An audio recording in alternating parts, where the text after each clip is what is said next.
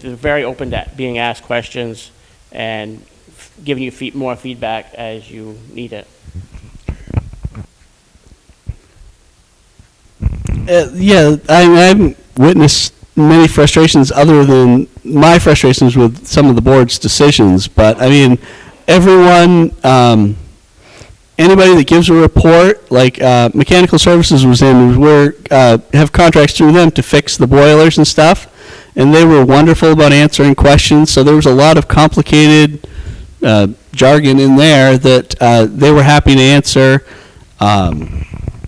Anybody that gives a presentation at the meetings are very knowledgeable of what they're speaking on, and everyone's been very willing to answer questions and provide information in the time that I've been there as well.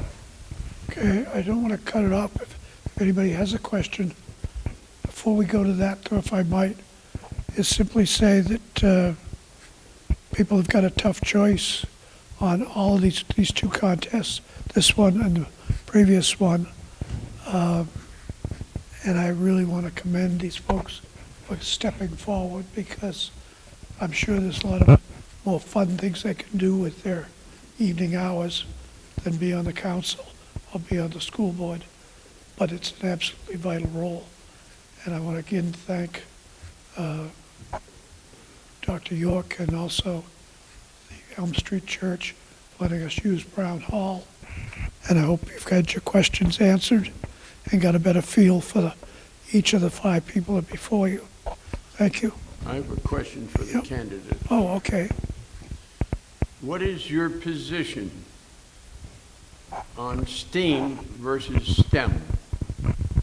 And I'm speaking specifically on supporting the arts, music, drama, visual art, which are often the positions that get cut first. Science, technology, engineering, and I forget what the M stands for, mathematics. But will you, if you were elected to the school board or re-elected, whatever, what is your position on supporting arts education, arts teachers, and in a comprehensive way? Thank you, Mr. Chair. I'd say I'm in support of all of that. Yeah, I mean, because all the students need to see all these opportunities to see what resonates with them. Some are going to drift towards one side, some are going to drift towards other things, and they need to be exposed to all of it so they can make up their decision of what they want to follow down the road. I also support all those programs. Bucksport has those programs. The art club is now back in full swing after the COVID hiatus, which is good to see things coming back to normal. So there's art clubs for the kids. There's the band is at every football game. Bucksport has lots of opportunities for these kids, and I would support keeping all those programs in place. If budgets need to be cut and towns aren't willing to pay, there's other ways to do it. I mean, I've seen the budget. I was at every single budget meeting. I saw every line of every budget that we talked about at the meetings, and I'm not going to support cutting anything that is good for our kids. Well, the interesting thing on the school board was that when it really comes push to shove, they tend to push in the right direction. They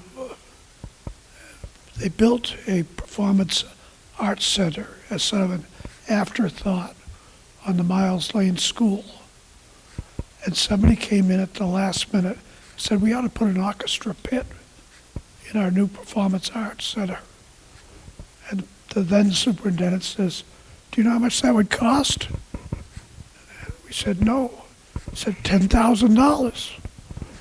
And I thought, I think if you build it now, it'll cost you 10. Try to build it later, it'll cost you 100, maybe 150. We have an orchestra pit in the Performance Arts Center, which is an underutilized space that the whole town and community can benefit from. But again, I want to thank you all for sticking with us. We went a little longer than we expected, but I think it sure beats turning on TV and seeing all those commercials that said my opponent's a jerk. You know, so I'm just pleased that we had a good old-fashioned town meeting. Thank you. If you got another question, we're gluttons up here. Hi, I'm Chris Schultz, member of the community. I read in the newspaper, we all do, and on TV, school boards across the country are torn by conflict and strife, and I'm not trying to introduce that here, but I'm just curious about one question. I'd like to know where you each stand in terms of reading materials available to our kids in the school and how those are monitored and controlled. I mean, I think a good variety of stuff should be available to the kids so they can review and see different things. And I think a lot of that stuff goes through different levels of review and looking at to make sure they are appropriate for the age level and such. I do not support any of the stuff in the media that you're probably referring to without getting into specifics or anything. Like, that has no place for little kids or anything like that. The good thing about that, though, is the English language arts curriculum is being redone in the next coming year. And that's what we're going to be working on in the curriculum committee that I'm a part of. So I'll be integral in seeing what's being developed and what's being encouraged for our kids, and I plan on keeping an eye on that. The school district has shown no intention of having any of that controversial stuff in place. The director of curriculum, the superintendent, that's not their goal, is to have that stuff in place, and I will keep an eye on the curriculum committee to make sure that when the English language arts curriculum goes through, that everything is age appropriate for our kids. Okay. If I was an auctioneer, I'd be saying, going once, going twice. Are there any questions? There's one here. If you guys don't mind, I'd like to get a little bit more specific and maybe build off of this conversation that we just had. You just faced the question.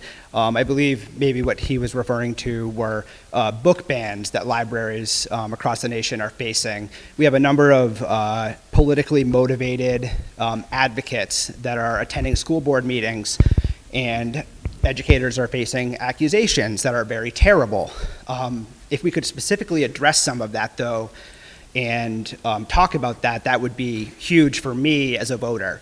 To get specific about the curriculum discussion that you just mentioned and your part in that, would you be supportive of inclusive literature in our school libraries and in our classrooms that do include LGBTQ plus issues, families, lives, and would you support our educators if they are accused by any of these outside groups?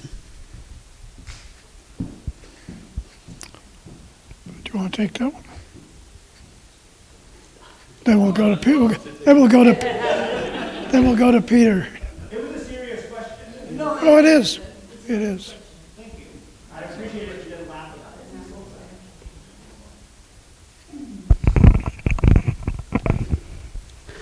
I think that if you want my personal opinion, I do not believe that some material should be for kids of a younger age. I would support that stuff not being in the curriculum until kids are older and have formed more of an opinion of who they are. I don't think certain topics are appropriate for young children. I have young children. I don't want them being given books of a certain nature. Peter. He's got to speak first. Oh, I'm sorry. I'd say that I would prefer the materials to be age appropriate to the students that's applying to. And, go through the proper reviews and looked at and make sure that they are in that manner. Well, I'm a former librarian, and I've lived through a lot of different things that have happened in schools. And really and truly, it's a shame that so many things are being challenged today, because it's a time for opening up and addressing issues that have been on the back burner for a long time. And I'm not talking about shoving anything down anybody's throat, but you've got to trust your educators and people to a great degree, because they know an awful lot, believe it or not. And I think they really care about what's of best interest for kids. I trust them, I really do, and I worry about people who would shut down conversation, which really does a lot of good to bring some conversations out in the community to talk about issues that are incredibly important to everyone in the community. And the community is, here in Maine, we're primarily white, I get that, but it isn't like that in the world. And I think children, the more exposure they get to different types of people, different situations, the better it is. And I know how difficult it is. I know that people who have been running some teachers who are more open to discussion have received hate mail and terrible electronic interventions through email, that kind of thing. And also some real negative things have been said about them. Also have people on school boards.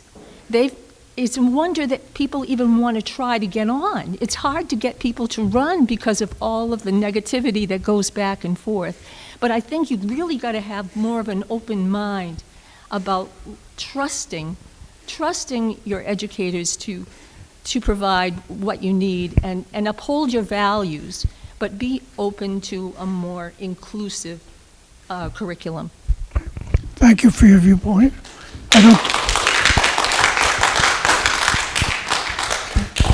I don't know if there's a question in there or not. Well, can I address that? Sure. Educators are being involved in the curriculum. The curriculum coordinator is meeting with the actual grade school teachers to get their inputs on the updates and inclusions of the English language arts program. So our educators are being involved in this process, and their recommendations will go through the curriculum coordinator, the superintendent, the curriculum committee, and the school board in making the final decision as to what is taught in our schools. I've always looked at it as our job as a school board is to make sure that we hire good people and then let them do their job. Let them follow through on these things and, give a little bit of oversight, but let them do what they're trained and educated to do. And, to me, that's the most important thing. Anyone else? I've been sitting there wondering if I was going to stand up and say anything, and I think all I can add to this conversation is, in many ways, as a gay man who's been advocating for the LGBTQIA community for 45 years now, we do not live in a vacuum. We all know what's going on in Florida and Texas. Good educators are being told that they can no longer have honest communication with their students around the simple issue that we all share, our sexuality as human beings. As a young person growing up in Leavenworth, Kansas, I started being bullied in kindergarten because there was nobody in the school talking to my peers about the reality of the varieties that exist in our human condition around this issue. In Florida right now, good teachers and librarians are being targeted and told that they can't even discuss the issue of sexual orientation around the existence of LGBTQIA people. What a horrible thing to do to every single young person in that school, to give them a false notion of a society that does not exist. They are going to go out in the world and try to exist in a society and a culture that is made up of beautiful diversity that should be celebrated, and never told to anyone of any age that they are not okay, that they are not able to have a full life, a joyful life. And I'm so glad that this was opened up tonight and that I didn't have to be the one to do it. As Bucksport's most visible, as I've been told by so many people, you know, I'm the visible queer. And the reason I do it is because 40 years ago, I started having conversations with parents telling me about their young child who committed suicide or ran away from home or felt that there was no other answer for them in life other than to stay in the dark, lonely, scary closet. So I don't make any effort to hide the emotion in my voice when I say how important this issue is for communities the size of Bucksport throughout our nation to take a stand to support all of our children in learning to grow up in a society that is diverse and beautiful. Thank you.